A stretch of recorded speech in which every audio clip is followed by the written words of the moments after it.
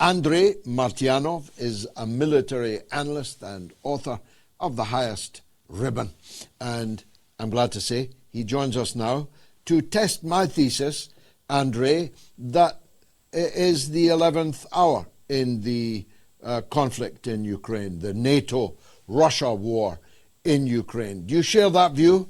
Hi, George. Yeah, I do. I do. The fact that NATO essentially was defeated already in 2023 was obvious to any real military professional after the famed counteroffensive failed miserably, and it was the most embarrassing military offensive probably in history. They didn't even reach the first line of defense. It was already clear then that it was a done deal, just was the amount of the convulsions which the NATO force, because Ukraine is the best proxy after Hitler that unified Europe had in the last 100 years, if you wish. So, and yes, I agree with you. It's 11th hour. The question then is it going to end through military collapse on the part of Ukraine or by negotiation with Donald Trump? How closely have you followed the very brief talks that took place in Florida today, involving Witkoff just before he flies to Moscow, involving Rubio, and involving an entirely new Ukrainian delegation, because of course the last one is in jail or running away from jail. Do you see any significance in how brief it was? Not really. I mean, it is clear that it's mostly what is happening. It's beyond Russia's real interest. It's allowed to basically continue this brown noise and PR action about pretending that somehow United States and Trump administration has any bearing on the outcome. It doesn't. It doesn't matter what kind of the negotiations they want to pretend to have with Russians. And Russians are extremely good in terms, through especially foreign ministry, diplomatically, to pull the tomcat by the gonads, as long as it takes. And as the result, I think that, as Vladimir Putin stated, I mean, who am I to contradict him, that we can do it either way, peacefully or militarily. But the negotiations will stop once Ukraine basically leaves the occupied territories. And we know what kind of territories those are. Those 4 new Russian oblast regions, which have been, this is a constitutional issue for Russia. And of course, then we'll have to wait and see what kind of the buffer zone will be arranged.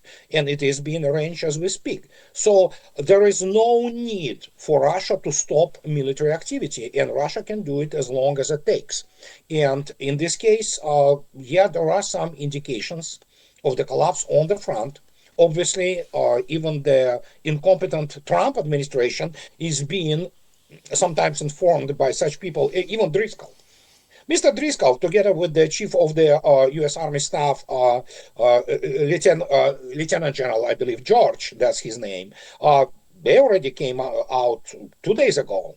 They went on record saying that, Ukraine loses one way or another. It doesn't matter what it does. And so, that's, in this case, that's pretty much what it frames the, Andrei, the territorial issues, of course, are one very big issue. And they appear, according to briefings from the U.S., to have been resolved, or at least to the satisfaction of the U.S., very briefly in Florida today.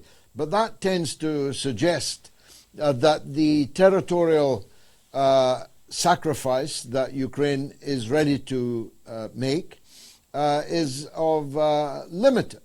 And if I put this to you, the terrorist attack on 2 Chinese tankers by drones this very week would not have been possible if Ukraine didn't have access to the sea.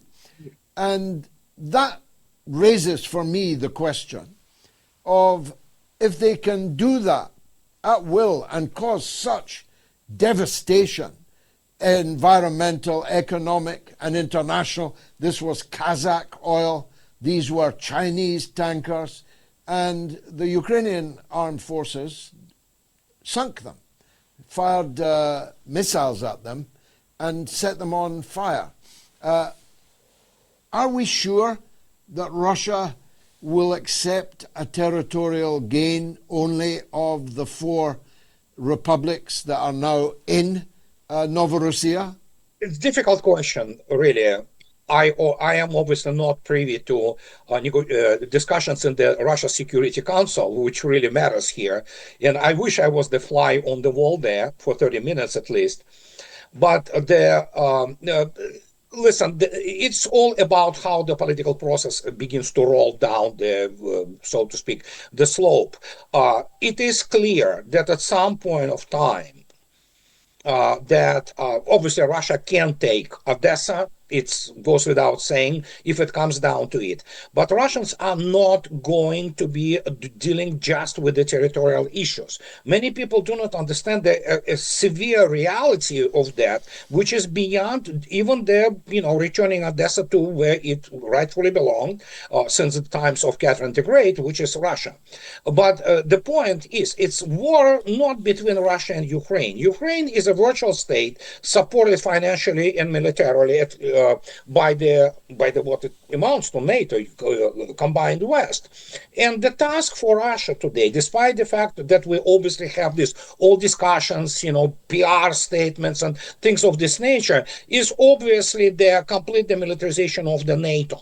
And if we go back to the December of the 2021 and this famous peremptory, as they described it, the statement by Russian Foreign Ministry, which they called ultimatum. Okay, we may agree that it probably was ultimatum.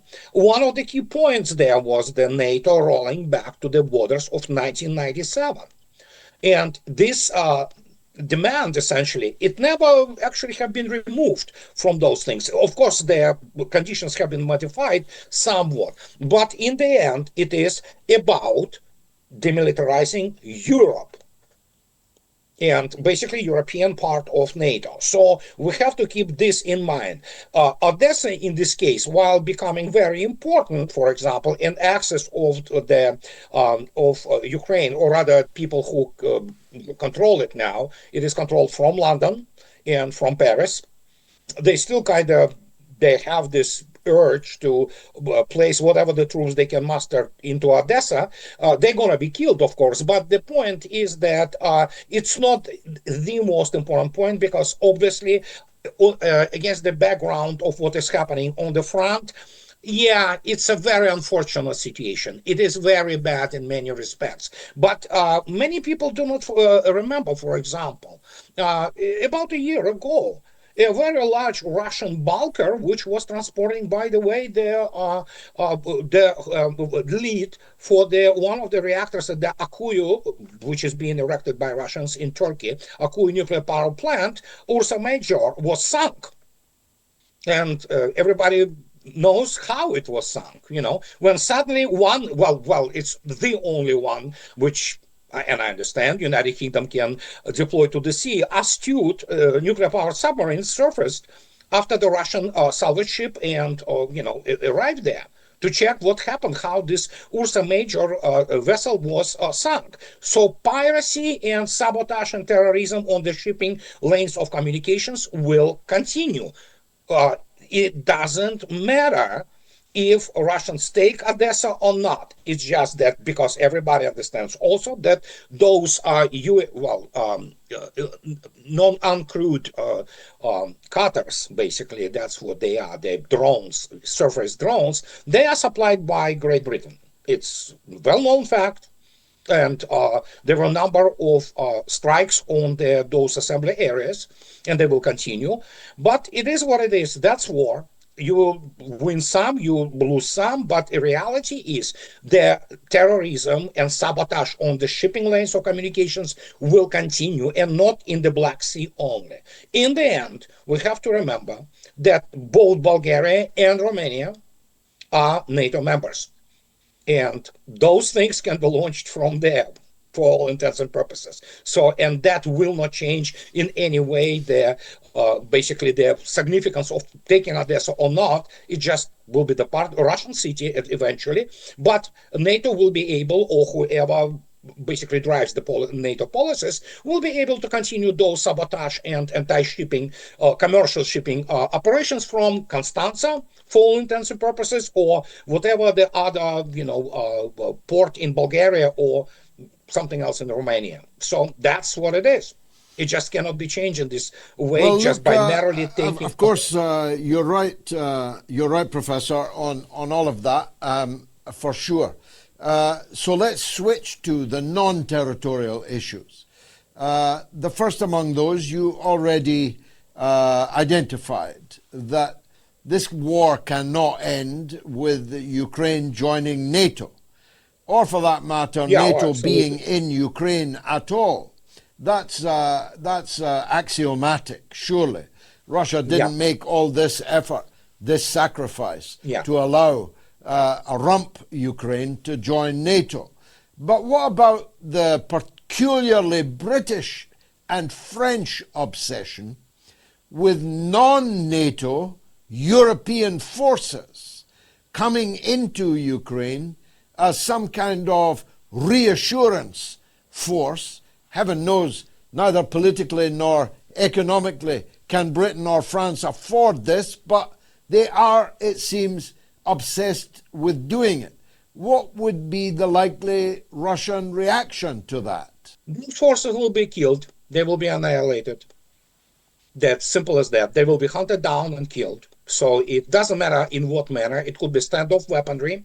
And Russians have actually second best ISR, intelligence, surveillance, reconnaissance apparatus. The second best because obviously the United States has a much bigger satellite constellation which it employs, but Russia has second one. And so apart from the fact that Russians do enjoy a significant human intel advantage there, because obviously there are a number of Ukrainians or Russian people who live in Ukraine who are ready to support the Russian effort against the Nazi regime in Kiev. And so it doesn't matter, apart from the fact, and I want to quote, not me, forget about me, but what about Colonel Douglas MacGregor? I think you know him. And when he stated that United Kingdom, British Army is a Lilliputian force. And the same goes for French. Remove French nuclear deterrent, their ground forces are pathetic. It's just a joke. Except for the Foreign Legion, they cannot provide anything but a few thousand here and there of people who will be scared, basically, for their existence, pretty much, because they will be hunted down and killed. And as the result, this has nothing to do with any rational policies. This has nothing to do with any geopolitical interest, because neither, Europe as a whole is not a subject of the international relations anymore. It's an object, and let alone such insignificant militarily and economically countries as France or Great Britain. But this is all about, it's not even Russophobia, it's a visceral hatred of Russians as a general. There are a number of reasons for that. If you look attentively at the history, which prior to the Crimean War, and you remember the main guys who were driving this war were, of course, British and French.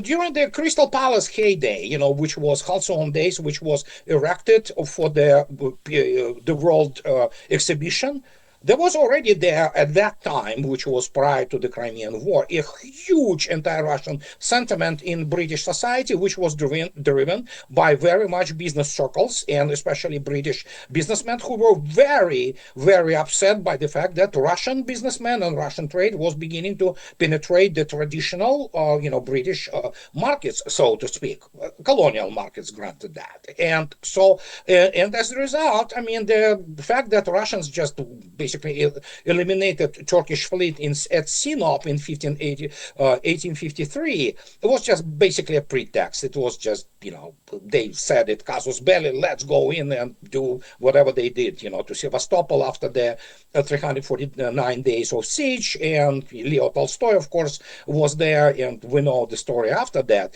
But that was the main reason. It wasn't really just economic rationale. There was always this, especially on the higher class, class of British society, aristocracy, and they just don't like Russians. They hate them, in fact.